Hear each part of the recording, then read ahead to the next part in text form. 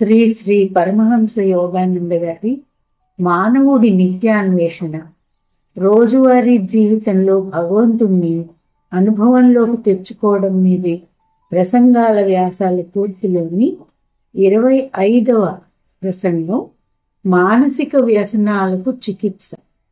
ఇది సుమారుగా 1949లో ఇవ్వబడ్డ ప్రసంగం. మానసిక వ్యసనాలకు చికిత్స. అతిగా తాగే వ్యక్తి ప్రమాదకరమైన అలవాటు చేసుకున్నవాడు. మద్యం మీద కోరికను అదుపులో ఉంచుకోకపోతే అతడు తాగుబోతుగా మారి విచక్షణారహితంగా మితిమీరి తాగుతూ దానికి బానిస అవుతాడు. అటువంటి దురదృష్టవంతులు తమ ధనాన్నంతా తాగుడికే వెచ్చిస్తారు. చాలా తక్కువగా తింటూ మద్యంపైనే జీవిస్తున్నట్లు కనిపిస్తారు. ఆరోగ్యం కాపాడుకోవడంలోనూ, కుటుంబంలోనూ, సంఘంలోనూ వారి హోదాను నిలబెట్టుకోవడంలోనూ వాళ్ళు తమ బాధ్యతను మర్చిపోతారు. ఎక్కడ పడితే అక్కడ తాగి చివరికి మర్యాదను, గౌరవాన్ని పోగొట్టుకుని కాలువలో కానీ రోడ్డు మీద కానీ పడి దొర్లుతూ కనిపిస్తారు. ప్రమాదాలకు, దోపిడీలకు గురి అవుతారు.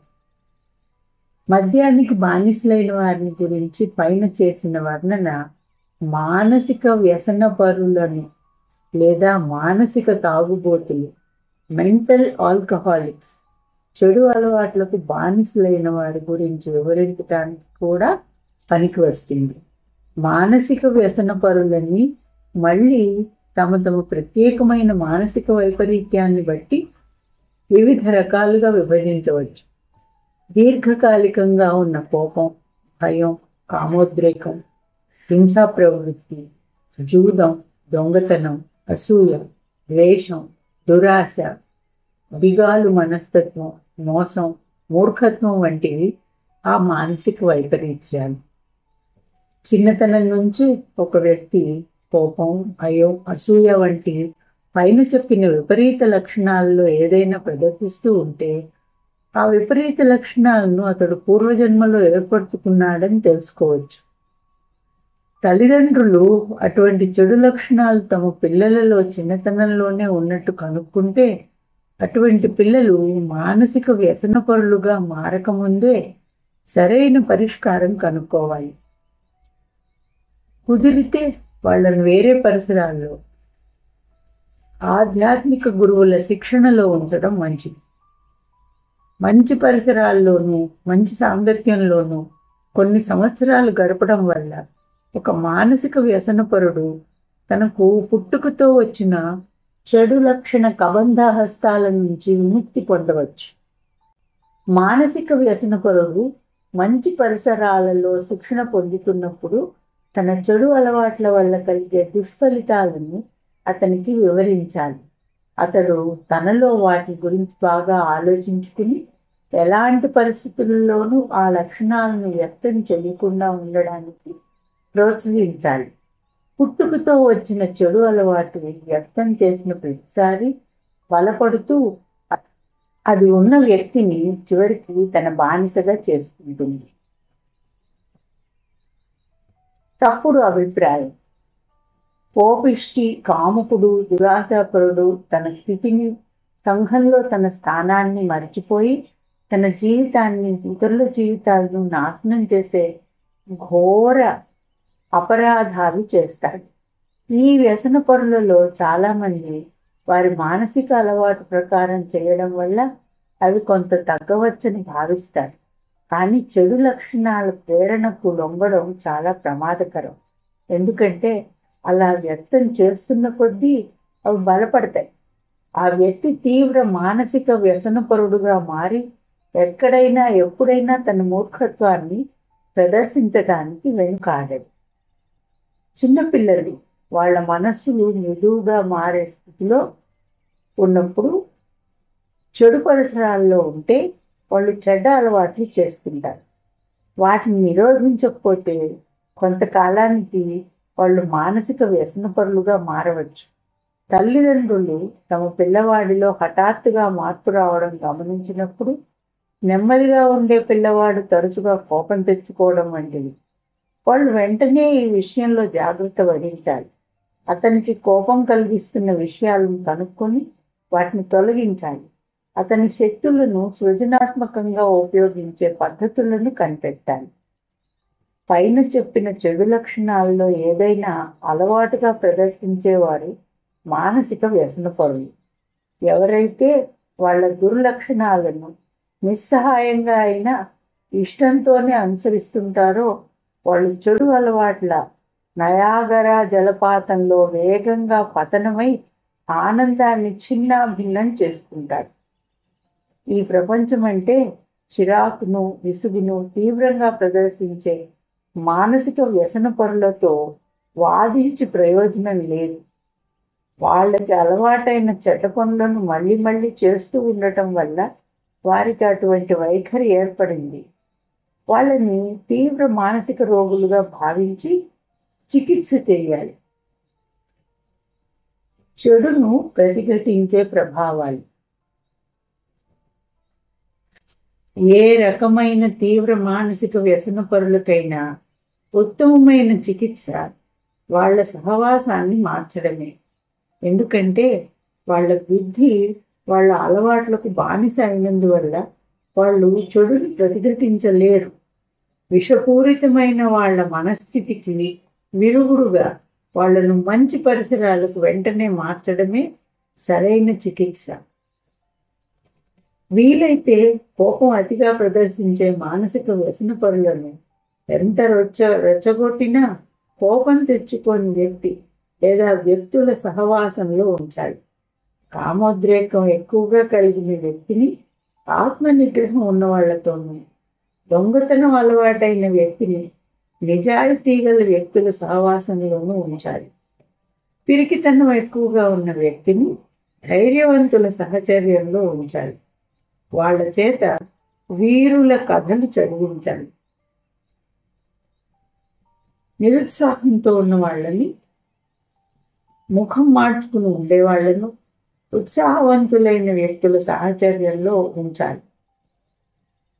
మలబద్ధకం, మాంసాహారం, ముఖ్యంగా గొడ్డు మాంసం, పంది మాంసం వాళ్ళ మానసిక రోగాన్ని ఇంకా ఎక్కువ చేస్తాయని మానసిక వ్యసన పరులు గ్రహించాలి. ఎక్కువగా పండ్లు, కూరగాయలు తింటూ వారంలో ఒకరోజు పండ్ల రసం తాగి ఉపవాసం చేయడం, అప్పుడప్పుడు ఇంకా ఎక్కువ రోజులు ఉపవాసం ఉండడం వల్ల వాళ్ళ చెడు అలవాట్లు, చెడు సంస్కారాలు వాళ్ళ మనస్సుల నుంచి తొలగిపోవచ్చు. అతిగా కామకలాపాలలో పాల్గొనడం వల్ల నాడీ మండలానికి హాని కలిగి దానివల్ల మానసిక వ్యసన పనులలో కోపం ఇంకా ఎక్కువ అవుతుంది. అతి కాముకత్వం సంకల్ప శక్తిని కూడా నశింపచేస్తుంది. అందుచేత మానసిక వ్యసన పనులు కామోద్రేకాన్ని నిగ్రహించుకుని ప్రకృతి ఉద్దేశించినట్లుగా దాంపత్యంలో మితాన్ని పాటించాలి. చిన్న నియంతలు తరచుగా తమ సంపాదనతో కుటుంబాన్ని పోషించేవాళ్ళు తండ్రి కానీ కొడుకు కానీ, ఒక్కొక్కప్పుడు తల్లి కానీ కూతురు కానీ, తమకు తమ కుటుంబ సభ్యులను శాసించే అధికారం ఉందనే భావనతో మానసిక వ్యసన పరులలాగా ప్రవర్తిస్తారు. కుటుంబాలలోని అటువంటి చిన్న సైజు నియంతలు తమ కోపాన్ని, చిరాకును అమాయకులు, నిస్సహాయులు అయిన తమ కుటుంబ సభ్యుల మీద చూపించి వాళ్ళకి తమపై గల గౌరవాన్ని పోగొట్టుకోకూడదు.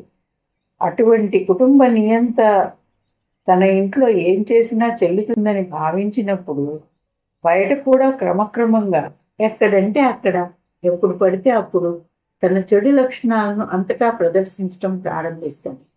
ఈ చిన్న సైజు కుటుంబ నియంతలు తమ హింసా ప్రవృత్తిని అదుపులో పెట్టుకోకపోతే మానసిక వ్యసనపరులుగా మారి తమ తెలివి తక్కువ ప్రవర్తనతో తమ వాళ్లకు, తమ సహచరులకు కూడా అనేకమైన కష్టాలు కలిగిస్తారు.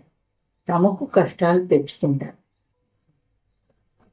మీరు ఒక మానసిక వ్యసనపరులైతే అది నయం చేసుకోవడానికి ప్రయత్నించండి. కానీ ఈలోగా దాన్ని ఇతరులకు వ్యాపింపచేయకండి. దాని ప్రభావం వాళ్ళపైన పడనీయకండి. దానివల్ల మీ కష్టాలు కూడా ఎక్కువ అవుతాయి. మీరు ప్రశాంతంగా మీ ఇంట్లో ధ్యానం చేసుకుంటున్నప్పుడు లేదా చదువుకుంటున్నప్పుడు దుర్గంధాన్ని వెదజల్లే ఒక అడవి పిల్లిని, స్కంక్, మీ ఇంట్లో వదిలారనుకోండి, ఆలోచించండి ఎంత గోలగోలగా ఉంటుందో. మీరు మీ కుటుంబ సభ్యులు దాన్ని బయటకు తరిమివేసే ప్రయత్నం చేస్తారు, కానీ దాని దుర్గంధం మీ ఇల్లు ఒళ్ళు వ్యాపిస్తుంది. మీ కుటుంబము, ఆ అడవి పిల్లి కూడా బాధలు పడతాయి. అందుచేత మానవులలో అటువంటి దుర్గంధపూరిత స్వభావం కలవాడు తన అవసరం లేని పరిసరానికి వెళ్ళకూడదు. అతడు అక్కడ ఉన్న వారందరికీ కష్టం కలిగించి వాళ్ళ కోపానికి గురవుతాడు. అటువంటి దుర్గుణాలు కలిగిన వ్యక్తి స్పందనలు అతని ముఖంలో ప్రతిబింబిస్తూ ఉంటాయి. అతడు ప్రశాంతమైన పరిసరాలకు అమితమైన హాని కలిగిస్తాడు. అటువంటి ద్విపాద పశువు ఎక్కడున్నా భరించటం కష్టమే. మానసిక వ్యసనపరుడు తన లక్షణాలను బహిరంగంగా ప్రదర్శించడం కంటే వాటిని దాచుకోవడమైనా మంచిదే.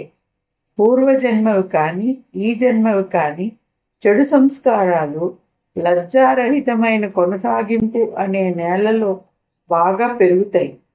పూర్వజన్మ నుంచే చెడు సంస్కారాలు సంక్రమించిన వ్యక్తి ఆ సంస్కార బీజాలకు నీరు పోసి పెంచే పరిసరాలలో నివసించకుండా రెట్టింపు జాగ్రత్తలు తీసుకోవాలి. మీరు ఒక వ్యక్తిని కలుసుకున్నప్పుడు అతడి ముఖం మీద చిరునవ్వు పులుముకుని ఆప్యాయంగా మాట్లాడుతూ, ఏమండి, బాగున్నారా?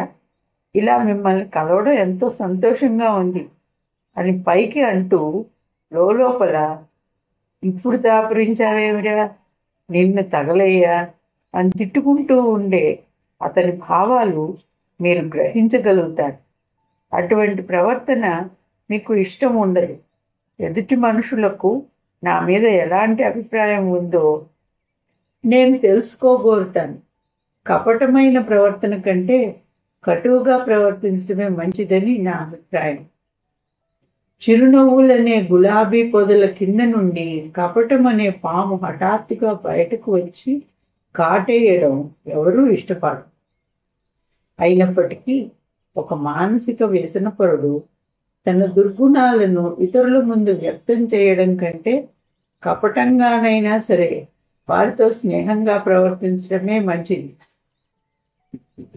ప్రతిరోజు స్వల్ప విషయాల్లో కూడా ఆత్మనిగ్రహం పాటించటం మానసిక వ్యసనపరుడు తన చెడు లక్షణాల నుంచి క్రమక్రమంగా బయటపడటానికి ఎంతో దోహదపడుతుంది.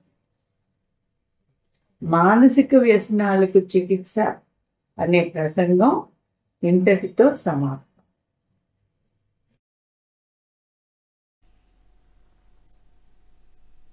శ్రీ భగవానువాచ కామ ఏష క్రోధ ఏషః రజో గుణ సముద్భవః మహాశయ